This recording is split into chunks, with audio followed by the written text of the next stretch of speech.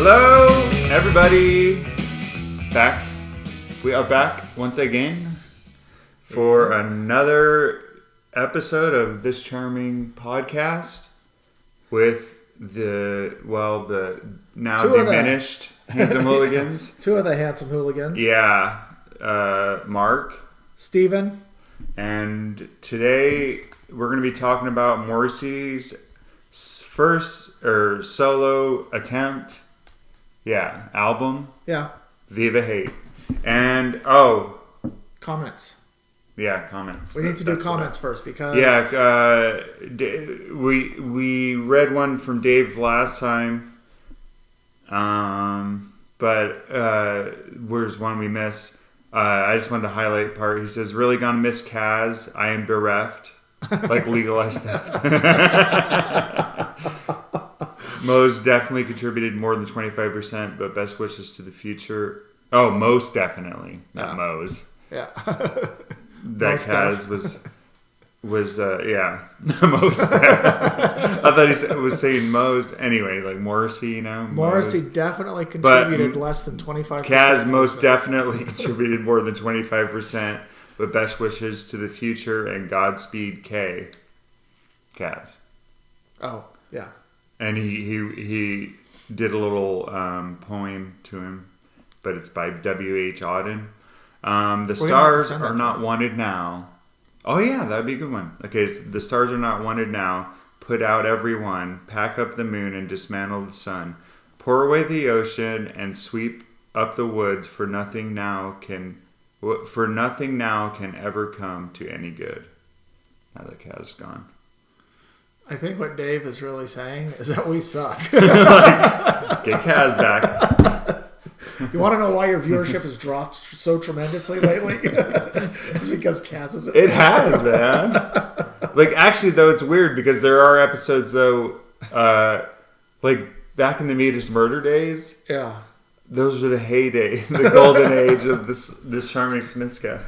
No. We have, I mean, you know, but now it's like this one's... last one's got like 13 views or something. Well, are you talking U2 to me? I finally got my You Talking U2 to Me t-shirt. So anyway, I just wanted to show it off. They're the ones that inspired me to talk to you about doing this. So You Talking U2 to Me, I encourage you to check it out. It is actually a really cool thing. It's just funny. Adam Scott and Scott Aukerman, they most of the time they don't even talk about U2. They go off into other stuff. And anyway, it's funny. And even if you don't like U2, which neither of us do. No, we don't. It's just so funny. Like, I listened to this podcast about U2. And, you know, but I don't even like them. But I like to hear them talk. So that's how good it is. Yeah. And so anyway, I finally went on sale. So I got this and a Comedy Bang Bang t-shirt. Oh, and by the way, I found a Smiths podcast. You did? Yeah. Was it by the Handsome Hooligans? No. It predated the Handsome Hooligans. Oh, no. Yeah, I know. I was like, oh, shoot. But the funny thing is that their influences... This show is what inspired You Talking U2 to Me, is what inspired them to start theirs. Really? Yeah. But it's funny because they're coming at it from the opposite view that you and I do, and Kaz probably. You mean they're organized? Organized theft. Leaves me broke. No. No, they're not organized. No, they're not organized. Okay, no, so but I'm saying, but the opposite way. They're coming at it from being Morrissey fans. Oh, and going back and then to the so then they hadn't listened to a lot of the Smiths. But then they do start following, you know, like going the albums and stuff, going over it. So it's funny. It's two brothers, and one of them, you know, hasn't really listened to the Smiths much. Neither one of them. So that. But they came at it from a Morrissey angle. So it was interesting to hear. But they have a lot of the same opinions. And then things that make me go, oh, I never thought of it that way. So it's cool. We need to link to theirs from ours so that people can get a different viewpoint. Well, but theirs is just a podcast. Oh, okay. So it's not. So it's that's not on YouTube. Yeah. So anyway, it's not on YouTube, but I posted on their thing. They actually, it's funny because I'm like, okay, well, I'm definitely not going to listen to their Viva Hate one because I don't want to be influenced, Yeah. by, and then they, but I listened to their one about world peace is none of your business. Uh-huh. I'm like, all right, these guys are cool. Like they're just. Did they come to the same conclusions we did about that? Well, actually, yeah. That was the one that we did, right? World peace is. No. No, they haven't done one on the new album, on the new Morrissey that's album. Low in High School. Okay. So, anyway, so it's pretty cool though to hear somebody else doing one and the way they talk about stuff. Yeah. Because just to hear somebody else's opinion,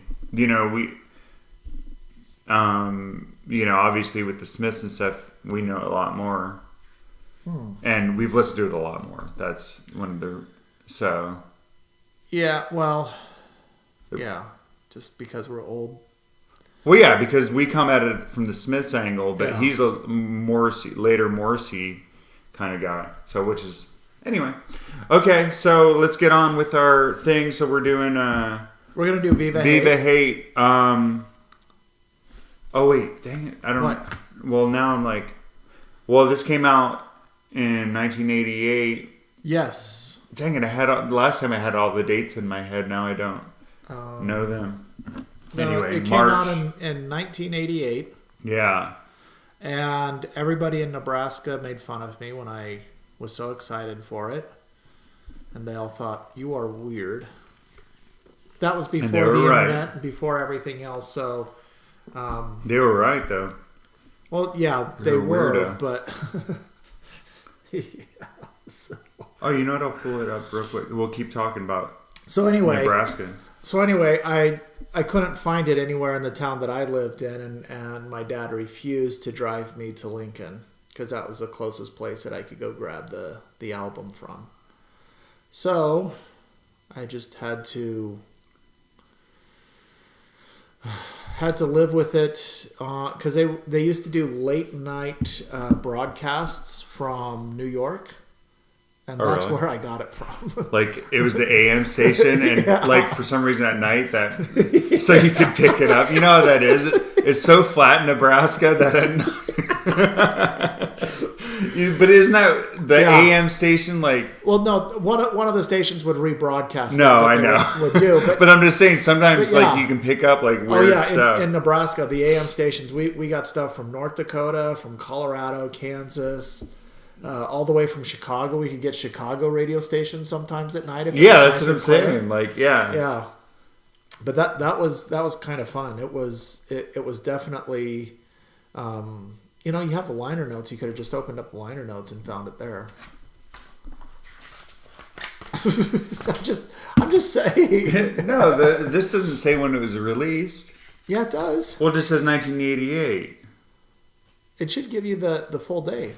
Because that's a copyright. Yeah, 1988. Let me see. It just says 1988. Okay, so what does it say then? 1988. No, on there. March 14th, 1988. March a little 14th. More specific. Yes. So they, like we said, okay, they broke up officially in June of 1987. Of 87. Okay, and I was looking for this today because Stephen Street had a letter from Morrissey talking about what he wanted to do, but I couldn't find it anywhere. Anyway, but he was basically thinking, oh well, we'll have Andy Rourke and Mike Joyce in the band and stuff, continuing it. But then, at least Stephen Street says that he decided, no, let's just do the album without them, and later on he picked them up again.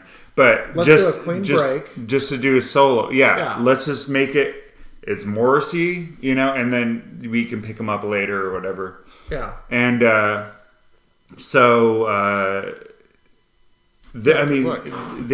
they broke up. I'm trying to think when Strange Ways Here We Come came out. It was 87. I know, but it must have been the end of 87. It's just weird because they broke up. Now I'm going to have to look up Strange Ways because I got to know. I know, but see, here's the thing. In this one, they have Stephen Street on the bass guitar and guitars, Vinnie Riley as guitars and keyboard, and then Andrew Parisi as the drums. Yeah, let's give a shout out to all the people, all 25%ers. They're all at 25, and all the orchestra too. And the orchestra. No, but read them out. Okay. John Metcalf is on the viola. Fenella Barton is on the violin. Mark Davies is on the cello. Richard Coster is on violin. Robert Woolard on cello. And Rachel McGuire on cello. 25% each. That's right. No, but in this one, the strings are really important on this album. They're so good. Okay, but look at this. Vinnie Riley and John Metcalf appear courtesy of Factory. Yeah. No. That's what I don't like is even back then people were owned by the record studios. Oh, I see what you're saying. It was like you can't appear on that unless we give you permission to appear on it. Yeah. And it's like, what the? Well, like the whole thing with Morrissey and Susie. Yeah. It's just like anyway. We'll talk about that later. But that was just crazy. Like, oh no, we want to put it out. No, we want to put. And it's like, okay, let's just not even put it out. So stupid. Okay, so Strange Ways came out September 28th of 1987. No, that's when it came out. Remember, they were kind of already disbanding. No, yeah, I know, but I'm just saying. Okay, the Smiths drop an album. Their album comes out September. Morrissey's at that time.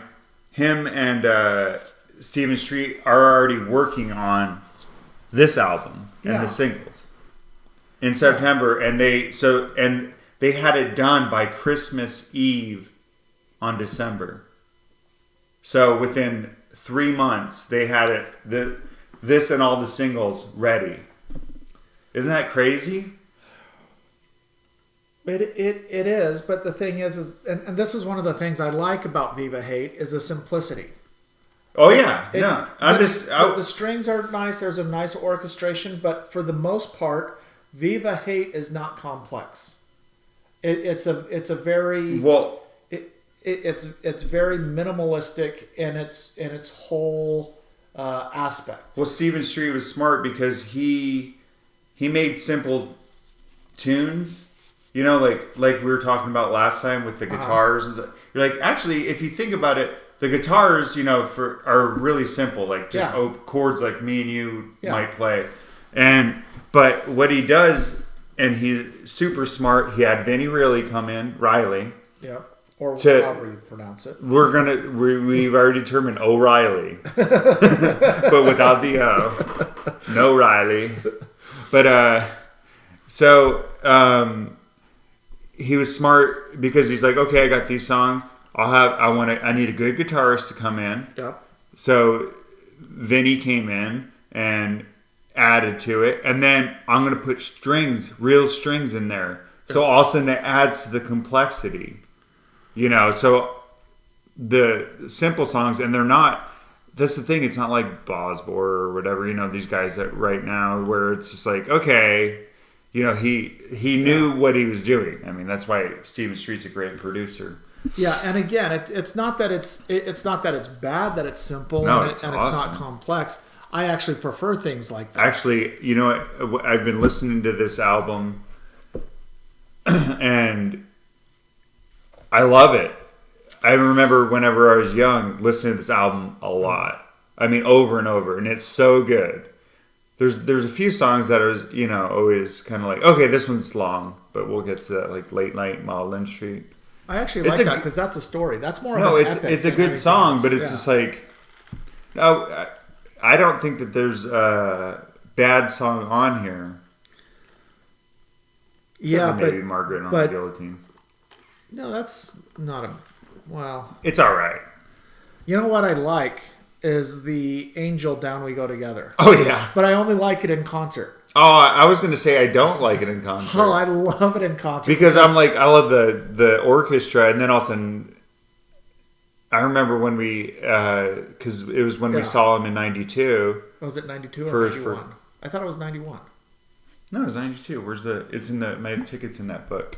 Your ticket? Okay. Yeah, for some reason... I think it is. Hopefully it didn't fall out. Well, I know I had my ticket somewhere, but... There it is. Compton Terrace. Yeah, 91. 91.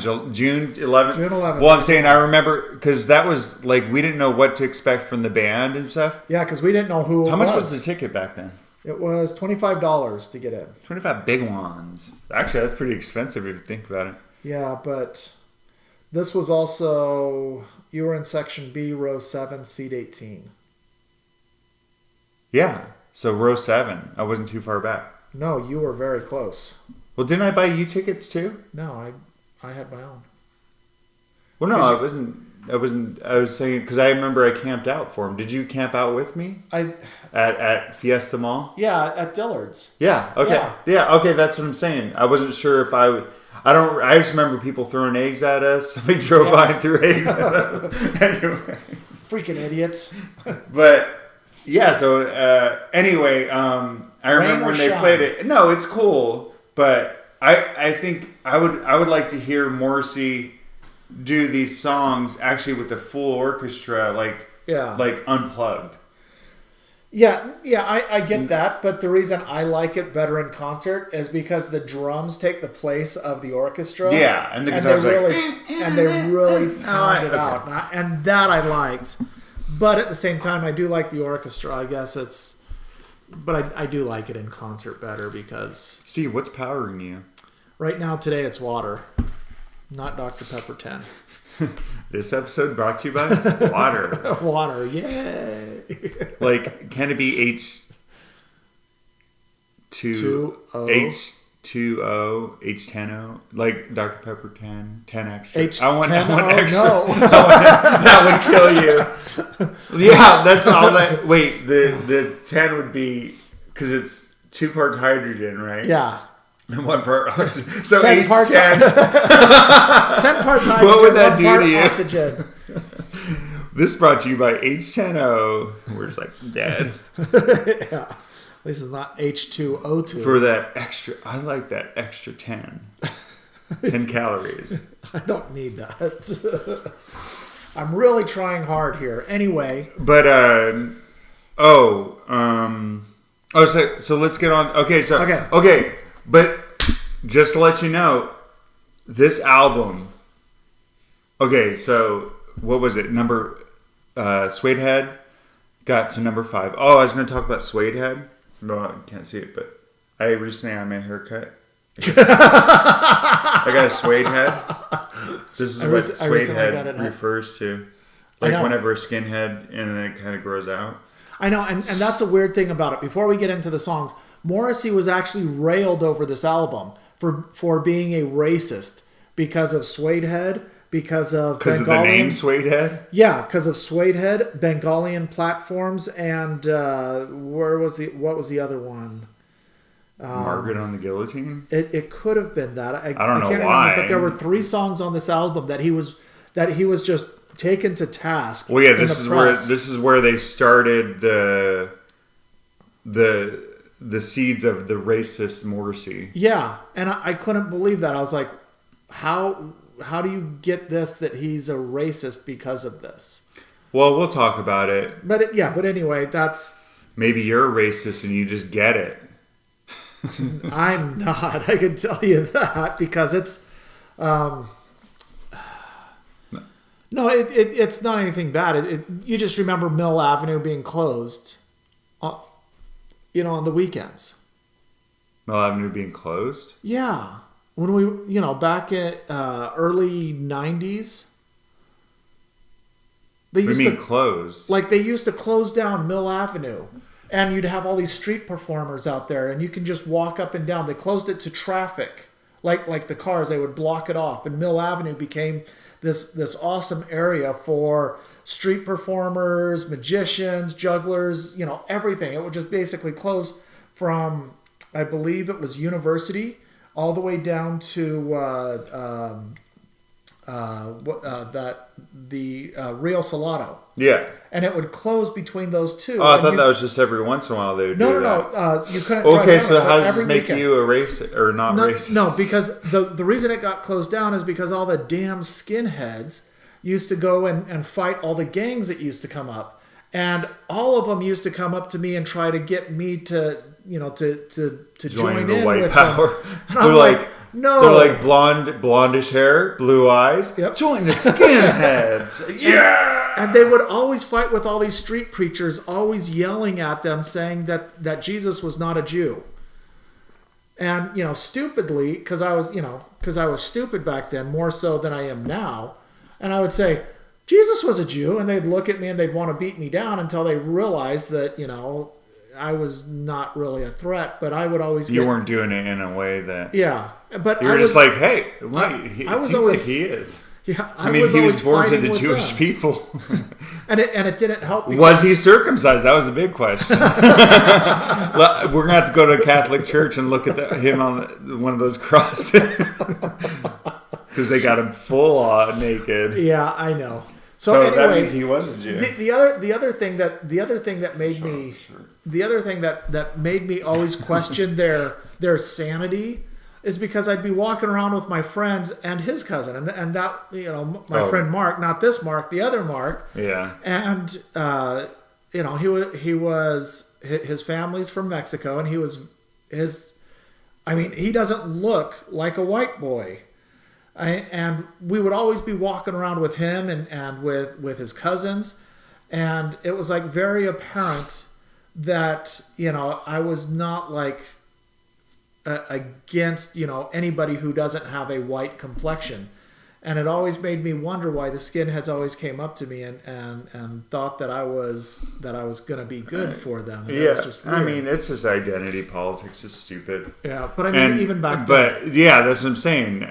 It never. Anyway, there's all kinds. Because I was just recently listening to some things. And I was like, you know what?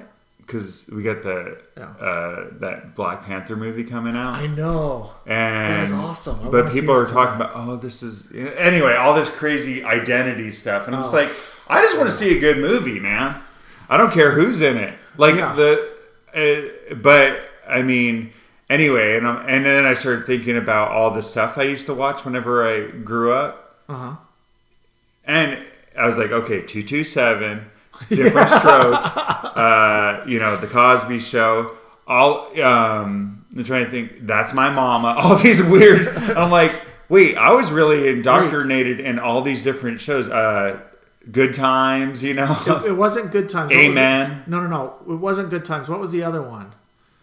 Oh, I'm trying to remember. I can't eat. Welcome Back, Carter. Mr. Carter. No. But anyway, people are like... I can't remember, but it was an awesome show. I'm just saying, they want to condemn one side... Oh, now we're getting into politics. But they want to condemn one side for playing identity politics, the white nationalists. Yeah. But then they want to play identity politics on the other side. It's like you can't have your cake and eat it too. You can't say one thing and then all of a sudden, but this is okay. Anyway. So Morrissey's a rabid racist. We know that.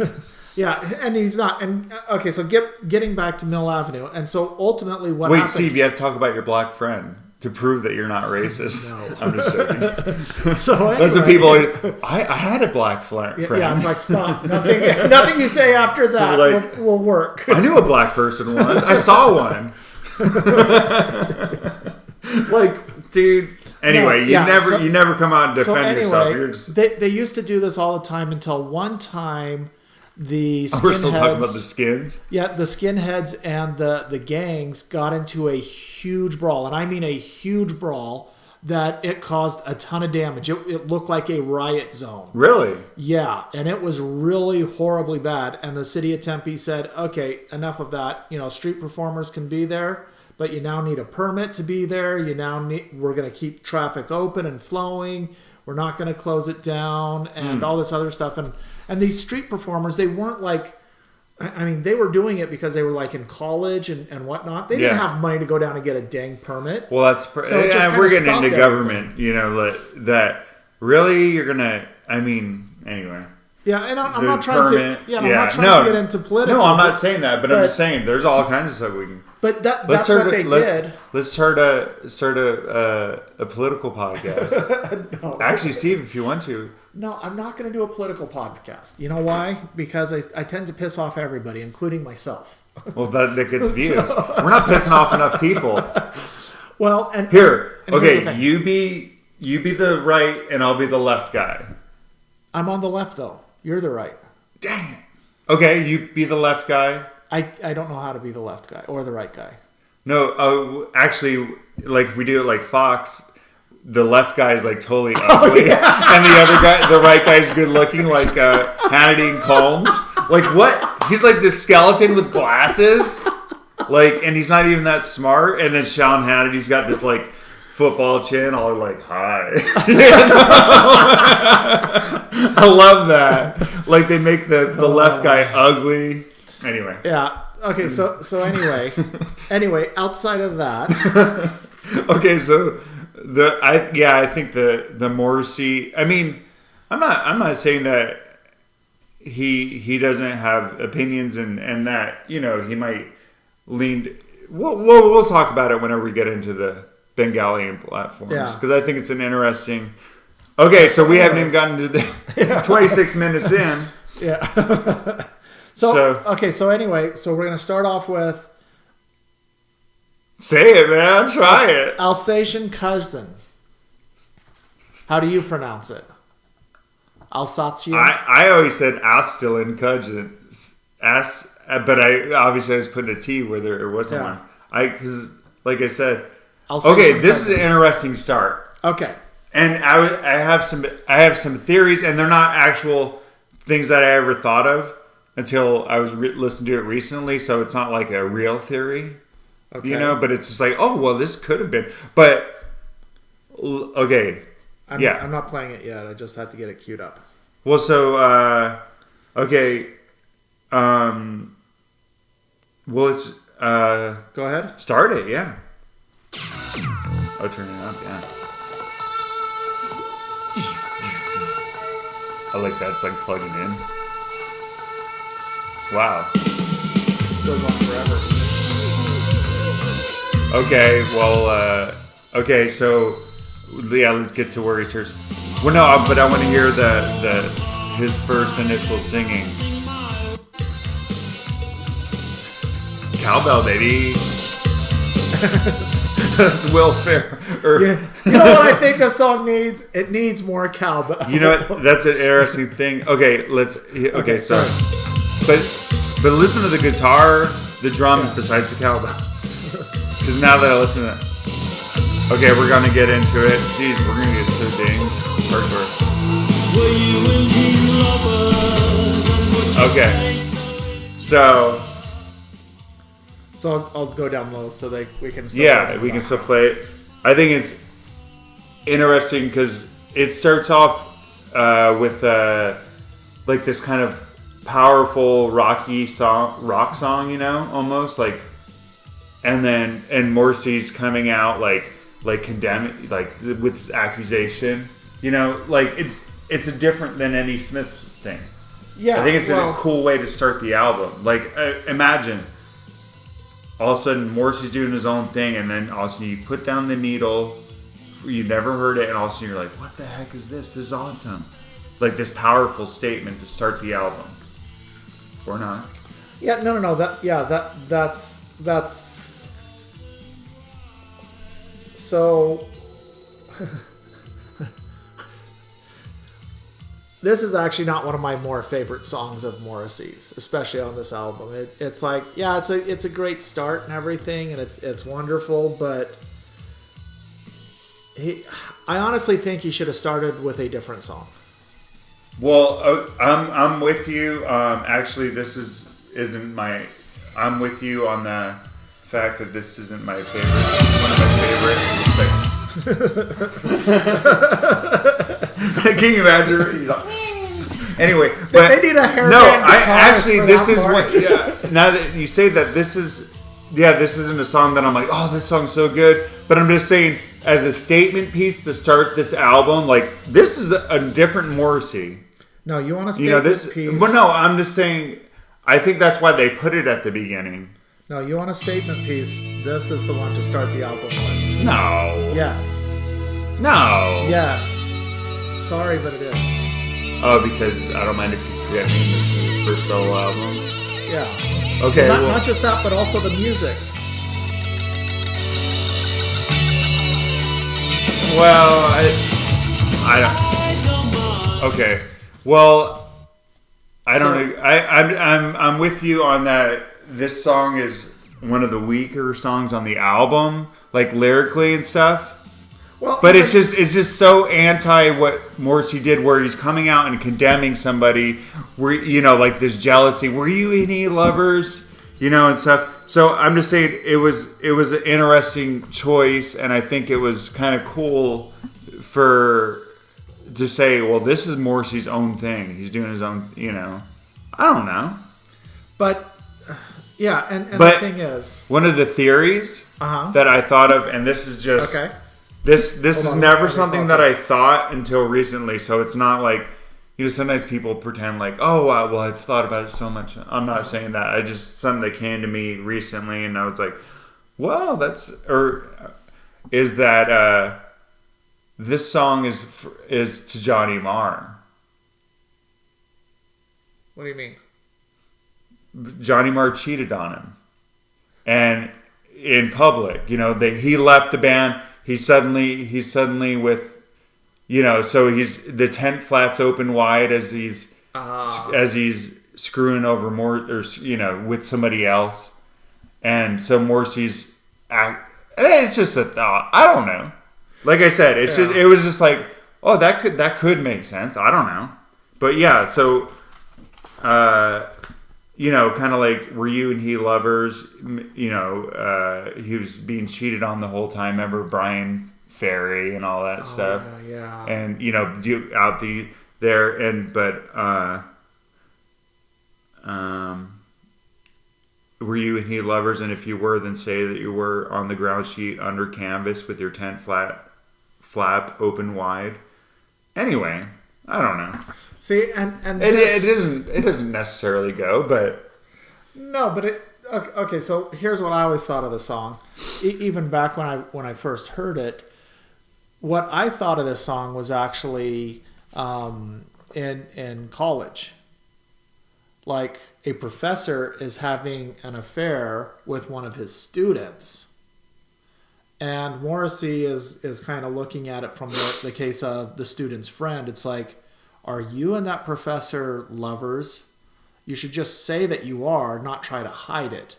Because, that's really academically bad. Well, yeah, because he's got... I see where you're going, but yeah, because it's a professor. He's got leather elbows on a tweed coat. There's a note upon his desk. P.S. Bring me home. That's what it says. P.S. Bring me home and have me. Yeah, so that's the student giving him the letter, and the professor's actually, like, I want you right here. Whenever you say that, because every time I hear that line, leather elbows on tweed coat, I imagine a professor. Yeah. Yeah.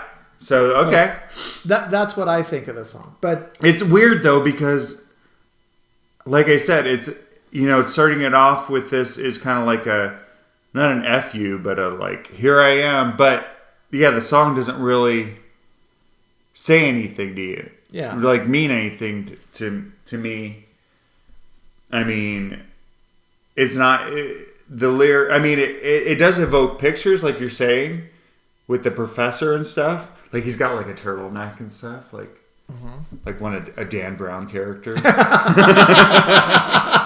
Have you ever seen a pictures of Dan Brown?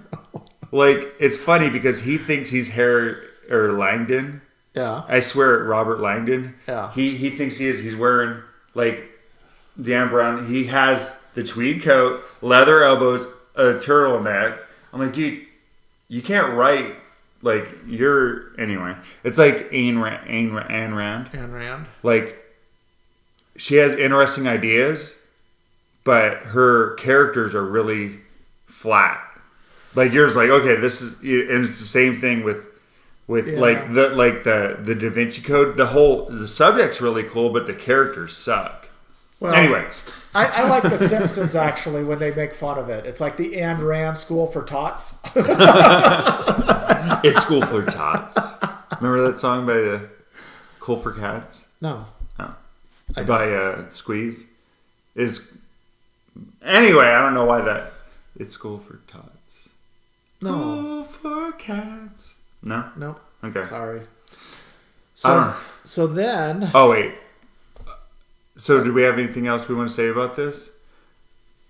So, that's interesting, though. Yeah, because I've always, like I said, I always had that image in my mind. But now that you say that this whole song's about that, it's like, oh, that makes sense. A note on his desk, that the image that evokes. And that's what Morrissey's good at, is evoking. Like, at he least can he say... was. Well, we'll save it for the future podcast, because we got a lot to say. And this has been something that's been... that he can say things, and there's enough in there that they get the image that he is trying to do, all these non sequiturs or whatever, but they paint a picture. They don't have to necessarily be like a cohesive story, and that's the problem with his modern stuff. Is he's trying to, like, I want to make this statement, I want to say this, I want to, and it's like, no, you're not doing it the way you're supposed to. Sorry. But it's still the funniest thing. I know we already covered it, but it's still the funniest thing. When he was in concert and he started railing about Ivory, and you're like, who the hell cares about Ivory? What about the wars? What about the wars? Well, yeah, let's talk about real issues. I understand. And then Morrissey's on stage. He's like, yeah, I hear you. like that's one thing that is really getting me lately is, people are railing against the president and stuff about these things. And that was his thing about, now Trump wants to let Ivory in, and he's like, idiot. And I'm like,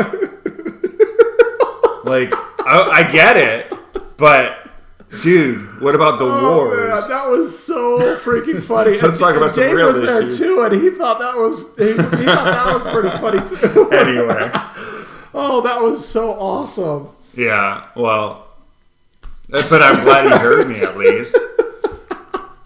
And I get it, but people are like so like, this issue.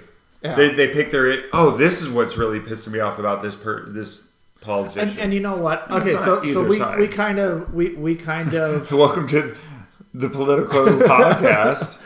We kind of rail against Morrissey, but no, we're not railing. We're just about some of the things that he does. We're like, he doesn't do it the same that he did it back then. But in all honesty, we look at our own lives, and now that we're a lot old, 20 years older. Yeah, we do things a lot differently than we did 20 years ago. And so, while we have this nostalgia for what he used to do, like with Viva Hate, it's not necessarily what he's looking to do. I mean, even when he was in concert, he played some Smith songs, but did you notice he didn't play a lot of other stuff that would be really cool in concert? Like How Soon Is Now, that was a great song in concert. Well, he's not going to play a bunch of... No.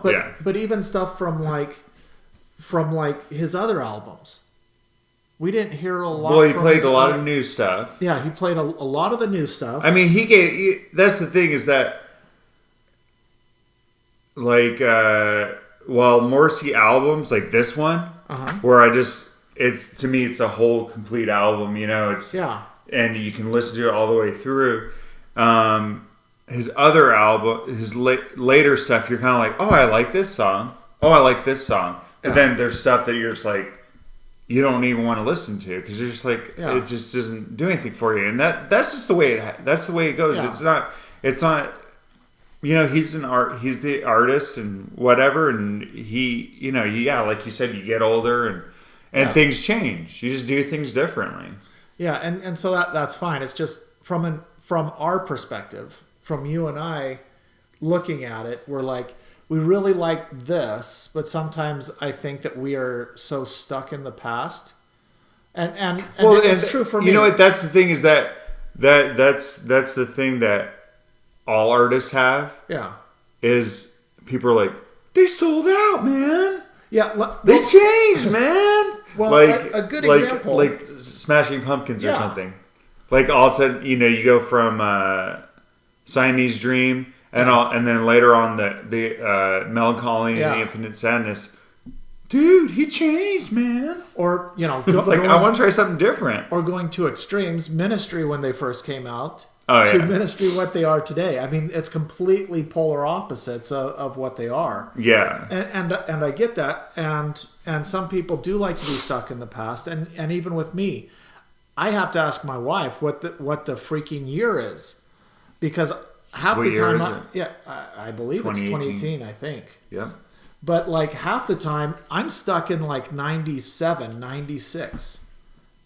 Even earlier. Sometimes I'm still stuck in 93.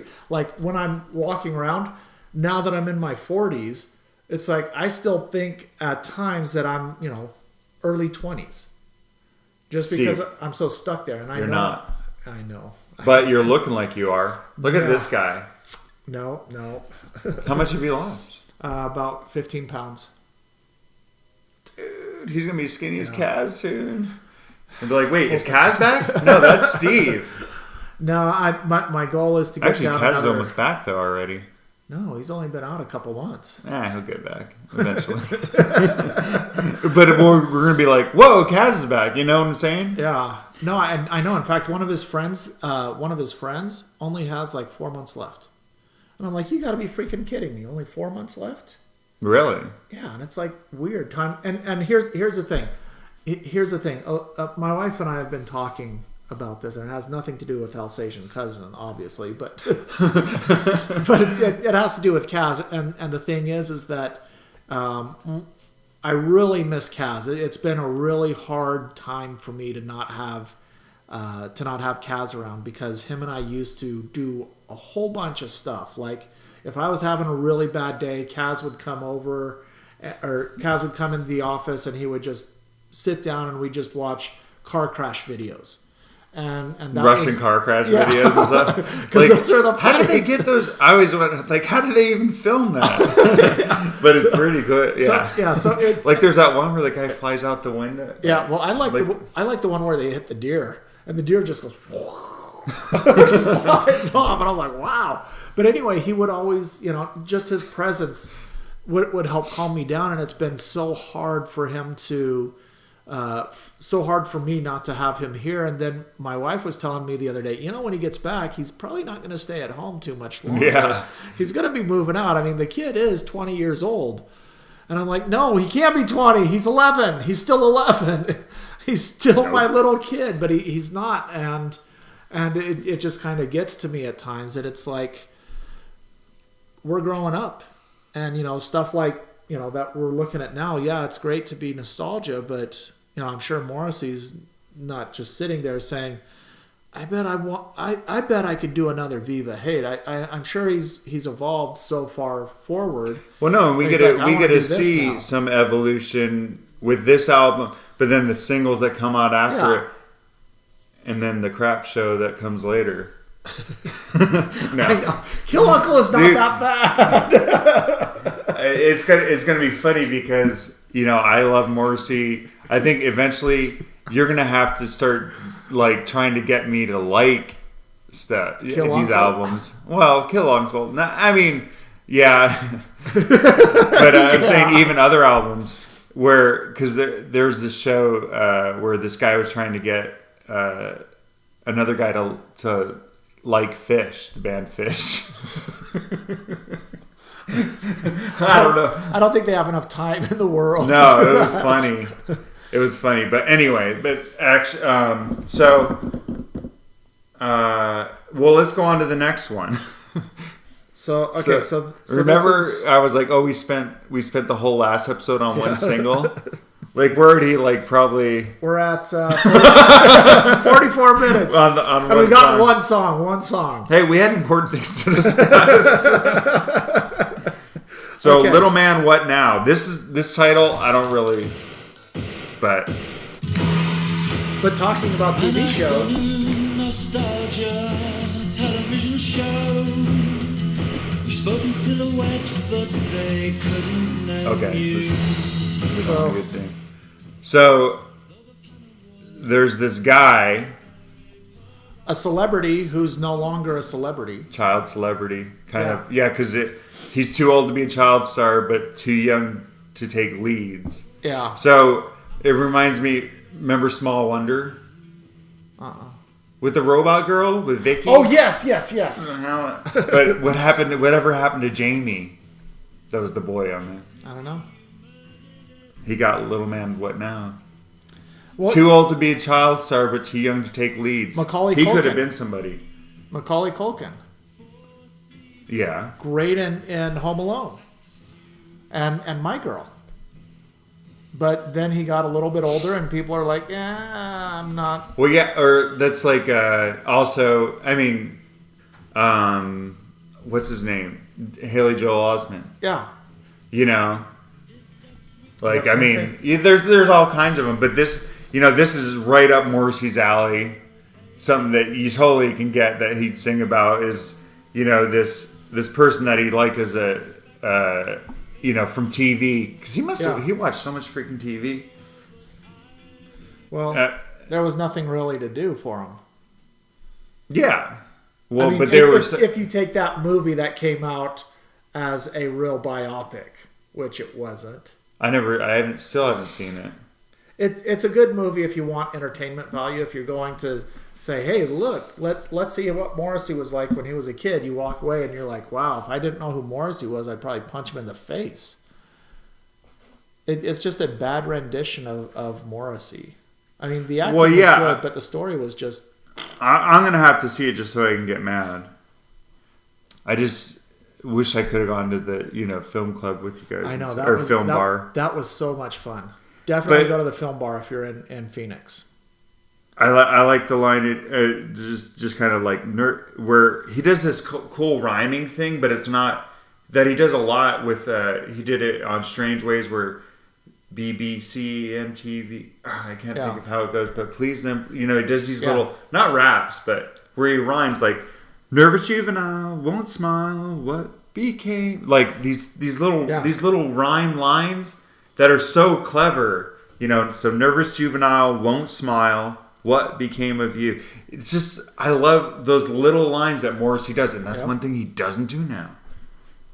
He rhymes stuff, but it's just not the quick, clever way that he did it. But that line, just, you get that picture of this awkward kid. He's becoming, and that's the thing, you have that phase where you're becoming an adult. You're going through puberty and stuff, and all of a sudden, this cute kid becomes like this, what the heck? Teeth are all like crazy. Or they're all skinny, You know what I'm saying? Like, think about all those cute little girls, like Cindy Brady. Yeah. Well, I'm not Cindy. I'm not, but I'm just saying, like, there was that phase, though. Remember where they had to bring Cousin Oliver on? Where she was just going through that awkward phase where she had to get braces and they still tried to keep her cute, but they had to bring Cousin Oliver in. Yeah. Yeah, no, I was actually thinking of The Simpsons when Homer was a kid and he's singing at church at Christmas. Hey, my voice changed. He's singing all beautifully and he looks all nice and everything, and then his voice changes mid-song. And then all of a sudden, his whole appearance just shifts. That's the one where it all. Well, all of a sudden, because his dad was in the audience. He's got the voice of an angel. He's like, like he's gonna make money. Yeah, and all of a sudden, hey, my voice. But the one where his total appearance changed was, I thought that was when Barney drank. Yeah. Homer introduced him to beer. Yeah. And he's like, one drink. He's like, and all of a sudden he turns into the Barney we know because he's all smart before. Anyway, so don't drink. But yeah, I know exactly what you're talking about. But so there's that weird phase where people just lose interest in these people, where they could have been the biggest star, and all of a sudden it's just over. And maybe Little Man What Now might be about Morrissey too nowadays. Like, I maybe lost some interest in him. I still like him, but maybe this isn't more of an inverted type of look at himself. Nah, I doubt it.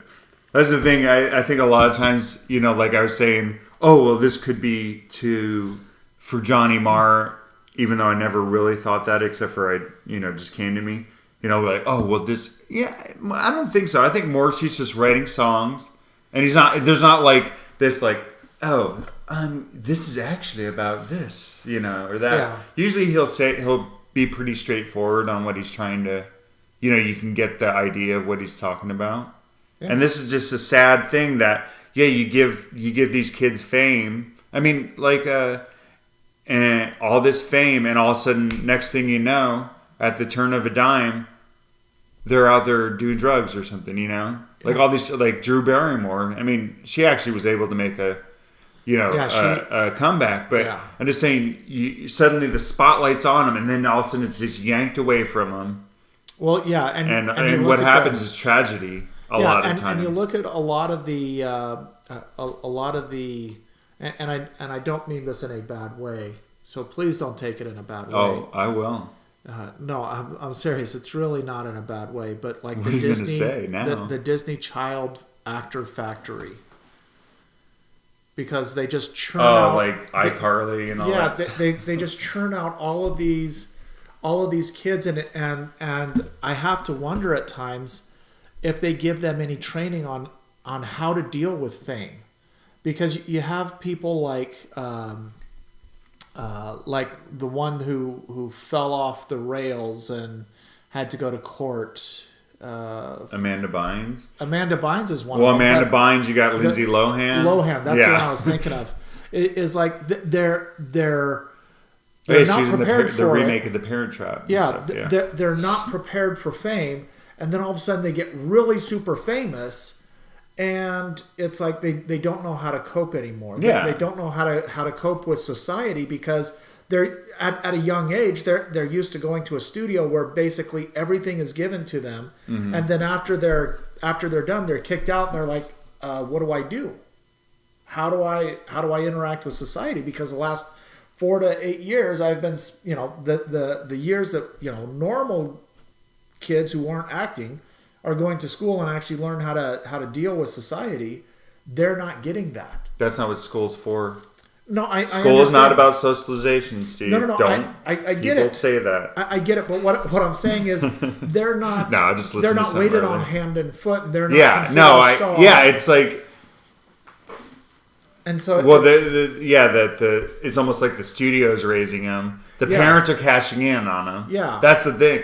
Is that the parents are, and some parents are just very like Michael Jackson's parents and stuff. They're the father in particular was very aggressive, and like anyway. And so that's where I see more of Little Man What Now is that somebody was thrust into the spotlight. Fame was given to him, or him or her, and all of a sudden they have to or whatever. Like you didn't cover enough. It's like him or her. Okay, or whoever the person is. If there's still a person. Or Z. Yeah. Did you hear about this new thing though? Where they're Incans or something, like people that relate as animals. Oh, I know. It's great. Anyway. No. Okay. Let's not. Steve, quit trying to make this a political podcast. Okay. So anyway, this song is a lot like that, where somebody got a text. That's not me. It's not me. It's got to be you. Oh, it is me. You turf. It is me. It came through on my iPad. Oh, it's me. Sorry. Okay. But yeah, so the thing is I see the song more of that, where it's talking about, you were a great child actor, I really liked you, but now you're just kind of out there and alone, and you don't have any kind of skills whatsoever to deal with the world. Yep. You know, actually, though, if you think about it, I mean, I'm going to reply to that text just so you know. You keep talking. But if you think about it, you don't have to pretend you're listening to me, Steve, because I do that. Have you ever done that? You're talking to somebody. I'm sorry. Yeah, what? exactly. But I'm talking to you guys. Hey, let's sit down. No, but if you think about it, oh wait, I forgot what I was going to say. Anyway, whatever. But I really like the flamenco sound on this. Yeah. You know, but you can hear it's just basic, like something ding ding ding ding ding ding ding. Oh yeah. Wait, this is. I mean the basic. Listen. Anyway, so you got the basic Stephen Street's like, hey, you know, here's the demo part, ding ding ding ding ding ding, and Morrissey came out with the lyrics, and then you know, like wisely, you know, he brings in Vinnie Riley to spice it up, and then Morrissey to bang it out. Who? Morrissey. Oh, Morrissey, yeah. Let's not forget the him. Yeah, and then he brings, Anyway. Actually, the first two songs definitely go together because I like how they blended it. I like how they mastered it and blended it back together. Mm-hmm. And even now, once it closes off from Little Man What Now, it just kind of closes. You know, you hear that cymbal crash, right? It just kind of slowly fades out. And if they would have done this properly, they would have faded this in right at the crash. Yeah. Pause. How dare you? Why? It flows. It flows better. Oh, it could have, yeah. But I'm just saying, you're questioning Stephen Street. I'm not questioning Stephen Street. I'm just saying... He gave us an album like 6 months after the Smiths broke up. Come on, man. Well, in the remastered version, which you were going to bring up, and we haven't even talked about that. Well, I know, but we haven't... Wait. In the remastered... What? They didn't fix it. Oh, they didn't do what you wanted. Yeah. After my years of protest online. I don't think they can read your mind, man. And did you send them? I put a tweet. I posted on my AOL message board. I have so many legal letters from Stephen Street Morrissey. Please cease and desist from contacting us in the future. That's funny. Well, hey, Stephen Street, if you want to come on our show, we can talk about some of the things. Actually, the interesting thing is that, and you can hear it on the remaster. They turned up because the lower end was kind of turned down, so they turned it up. And on Alsatian Cousin, okay. I'm guessing that's how it's pronounced. If somebody else knows how it's really pronounced, I think the title came from a play or something. But anyway, I don't. You can really hear the bass, and actually, it's kind of funny because I can shut up if you want. No, go ahead. No, but on the. Is Mark still talking? Recording. Day. Like, I'm going to go check my emails again. No, but you would think he'd get the message. That the cowbell is turned down. Yeah. You can't hear as much, and it sounds a lot better because that does get annoying on it. You're just like, doom, doom. I mean, it's like that. It's like that skit, the SNL skit, where he's like right in the guy's ear.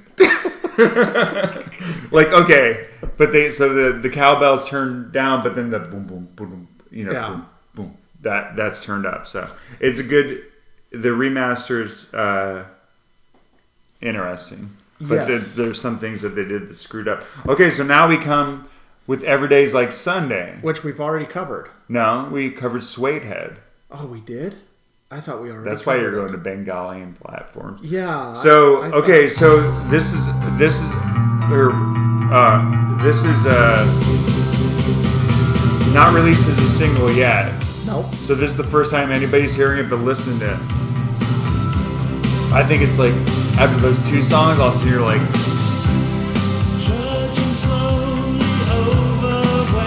we better kind of.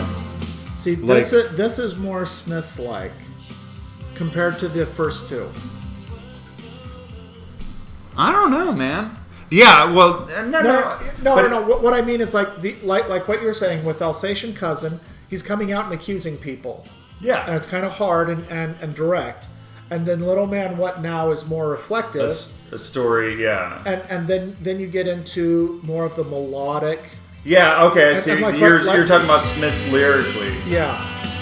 Yeah, where it's more of just kind of a feeling. Yeah. And I think that on this, I have to give hats off to John, Fernella, Mark, Richard, Robert, and Rachel. No, and Stephen Street but I think with the strings, yeah, it just like makes this song so like it floats, and it's just like this song is probably one of my got a top 1 of here it Morrissey comes. song. Yeah, the Pizzicato or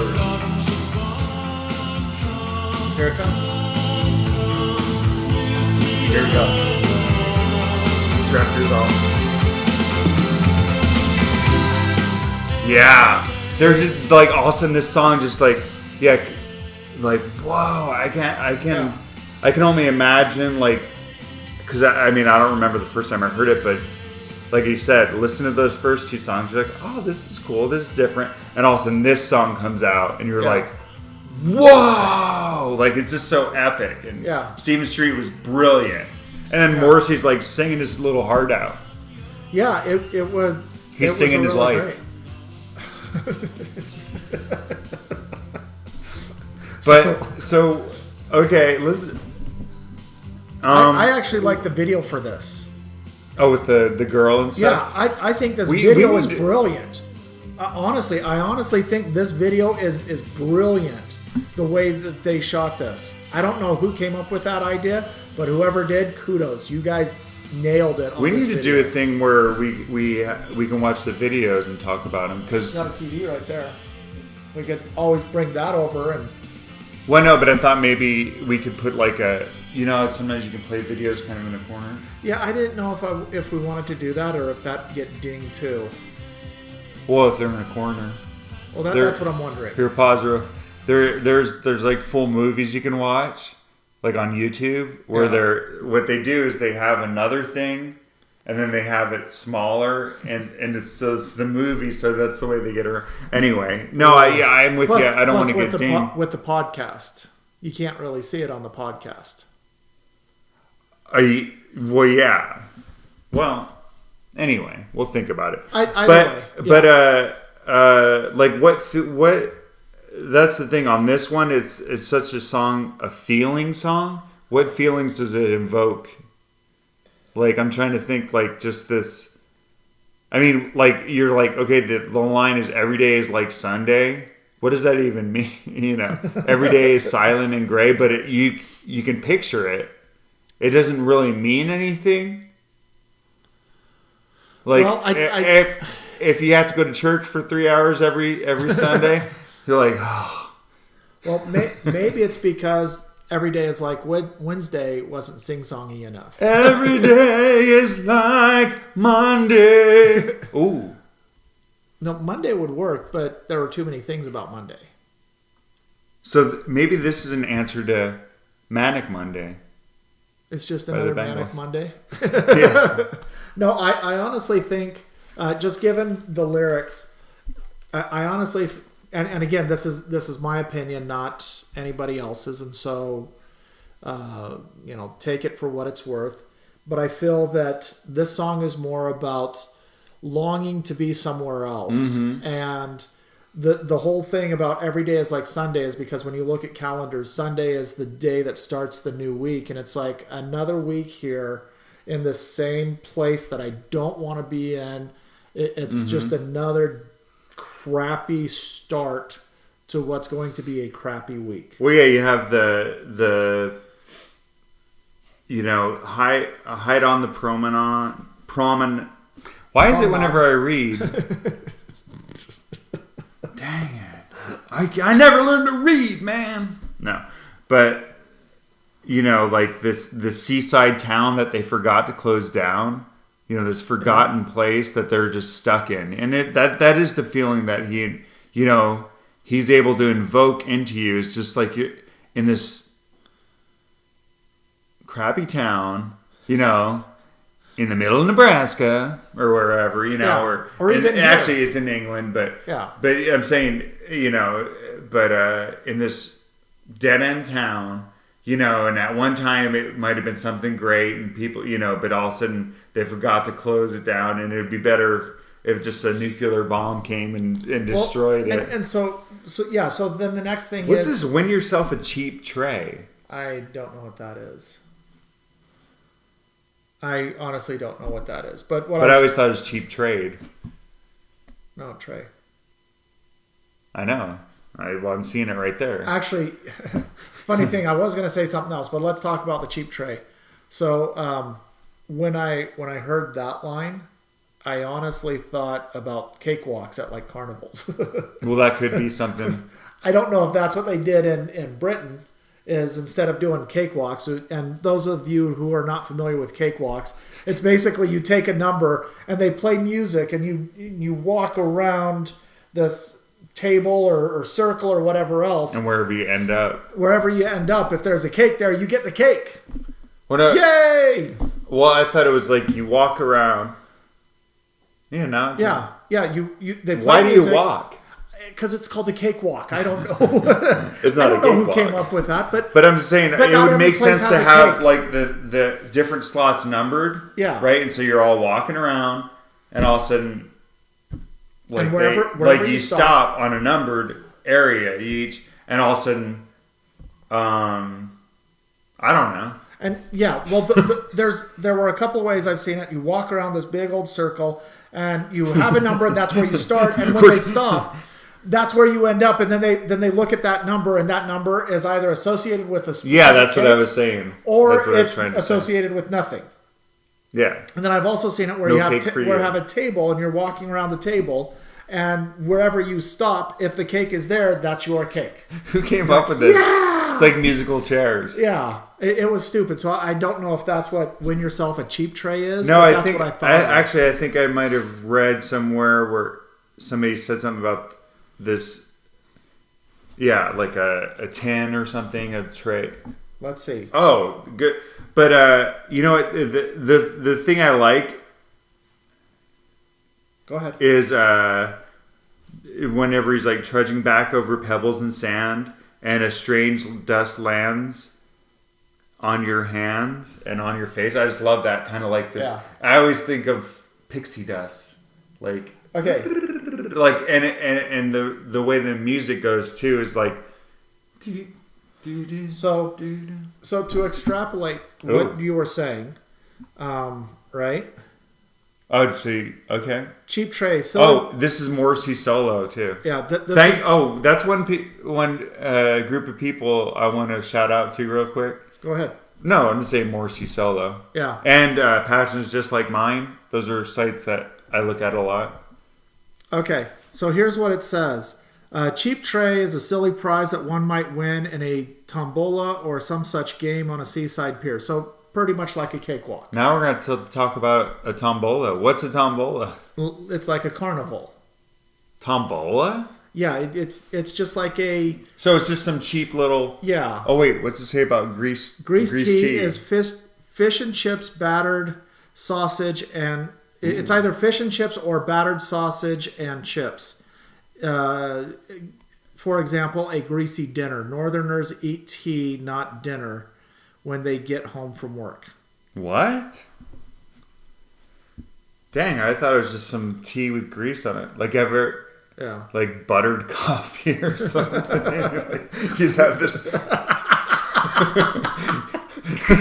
a layer of margarine on like, oh, that's good. Like, yeah, I was imagining, like you see, like if you ever see oil in a puddle, it's got that just this layer of grease on this tea. Anyway, okay, so to extrapolate what we were saying earlier about being in a place that you don't want to be, you go out a little bit further, and it may not be a place, it may be a situation. I'm in a situation I don't want to be in anymore, and every Sunday it reminds me, sort of like work, right? Those who don't like their work wake up. You don't like your work? No, I'm saying those who don't like their work wake up on Sunday and it's like, oh, this is my last day before I have to go back to work tomorrow. And it's not like a great day. Like Friday is you're like, yeah, I'm off work. I got the 2 whole days. Yeah. You go out and you party hard on Friday night and Saturday, and then is Sunday. Is that what you do? No. I'm in. So anyway, so then on Sunday. Party hardy or hardly? Hardly. Hardly party. Yeah. So Sunday just comes to that realization that, oh crap, I have to go back to work. Mm-hmm. And it's a situation that you don't want to be in, and so that strange dust that lands on your hands, it's like, oh, I see that. And Facebook is a good example of that. All this stupid, dumb social media, it's a good example of that. It's like, oh wow, you went to Hawaii. That looks like a lot of fun. I wish I could go to Hawaii. And that'd be like the strange dust landing on your hand, metaphorically. It's like, oh, you got to go to Europe and travel around like Dave. When Dave went to England and saw all that stuff, that was a strange dust that landed on our hands. We're like, wow, we are so jealous.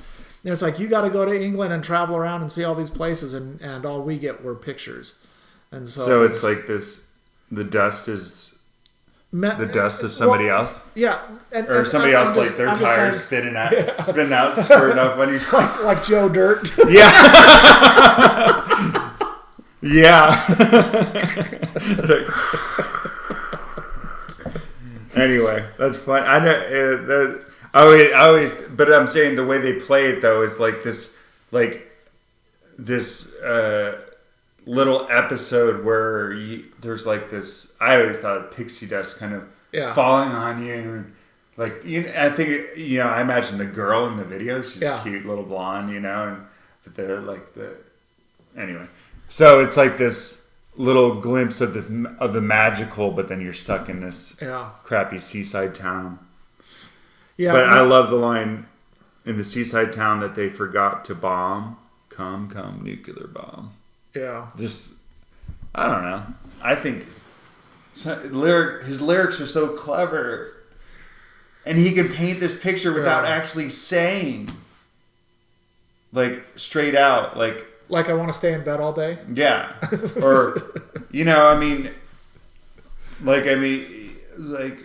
don't know how would he do this song now? It'd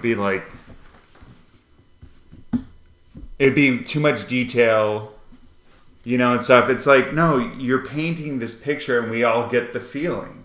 Yeah, I get it, and that's that's a good thing, but it's one of the nice songs that I liked. Oh yeah, this song's awesome. I still love it. It's incredible.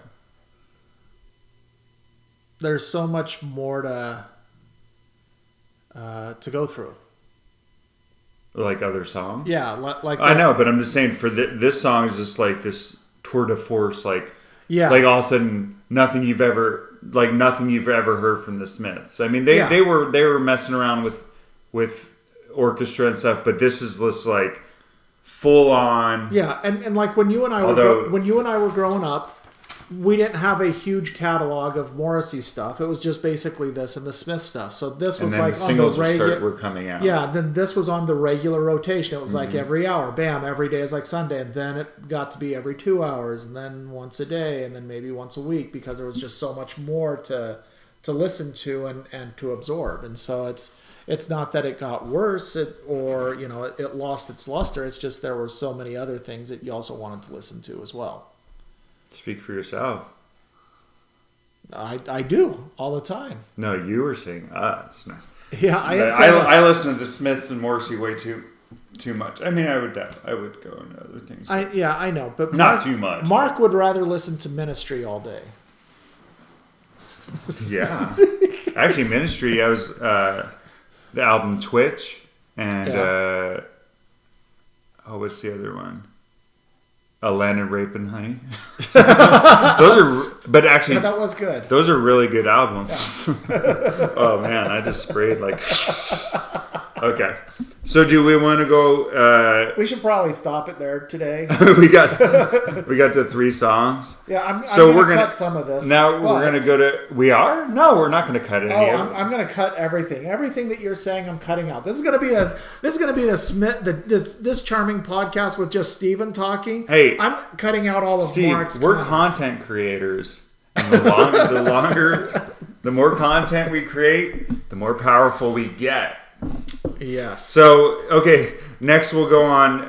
Next time we'll talk about Morrissey's racist rant, starting with Bengalian platforms. It's not racist. I know that. We're going to talk. I know, but I'm saying say that. People are the press and stuff go. Well, we can talk about this next time. But I want to let's go out with. I was going to go out with Every Day. Okay, cool. Yeah, because I want to hear that part with the pixie dust falling on the. Okay.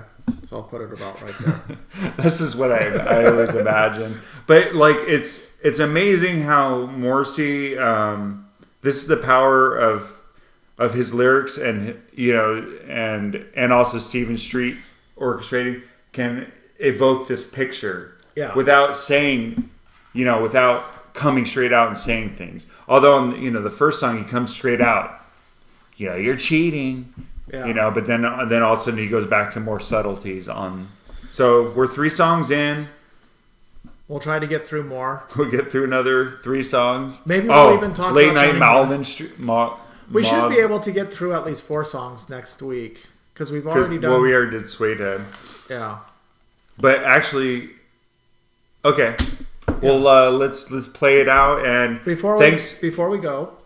Thanks for joining us for an hour plus on This Charming Podcast. We'll be back soon. And we will. We just got tied up with life, unfortunately, these last few weeks. Hey, it happens. We got stuff to do.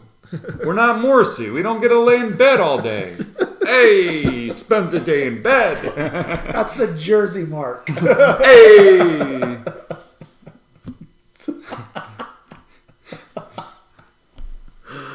But yeah. Okay. So anyway, if you have any thoughts, comments, smart remarks, anything else, just put them on the notes. We'll read them as long as they're not laced with 4-letter words.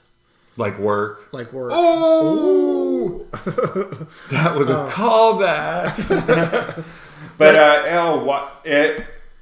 if you want to watch or listen to one podcast besides ours, check You Talking YouTube and me. Also, check out the guys at Hang the Podcast. That's what it's called? Oh, did I never say what they're... No, you never did. You just said you found a Smith's podcast. Okay, Hang the Podcast. Hang the Podcast. Check that one out, too. And like, subscribe, whatever, share. Hit that like button and then hit subscribe. Hey, guys, down here, there's a click button. Like, under your table. No. On the screen. No, but... I hate it when they do that. It's like it's somebody did it once and all of a sudden everybody does it. Yeah. Well, I just don't like it on YouTube when you're looking for something and like the first minute and a half is like, and if you really like our videos, go ahead and hit that like button. Oh yeah, right off the bat. It's like, dude, yeah, that's. Yeah. But if you do really like it, no, they'd say that at the beginning. They almost try to guilt you. Yeah. It's like, you know what? I'm watching it. I'm not looking for likes. I'm just looking for views. Yeah. And you know what? We don't... Yeah. And actually, we're not even looking for those. I like to just listen back to it. Yeah. And the thing is we joke around about the low viewership of this, but quite honestly, for us, it doesn't matter if you like it or subscribe or do anything else. We just put it out there. If you like hearing what you're saying, then great. If not, that's fine too. Like I said though, listening to somebody else's take on the Smiths, on Hang the Podcast. Yeah. Or Hang the...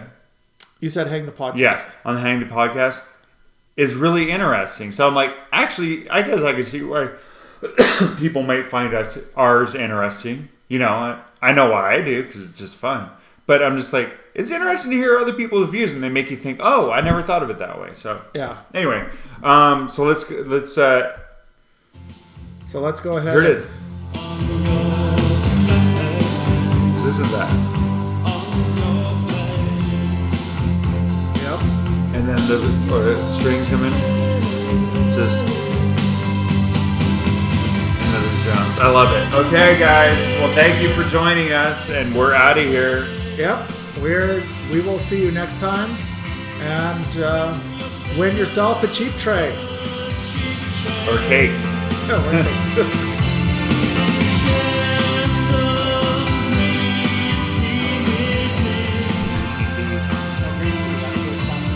I know. The guy was picturing. Like you said, has this film on top.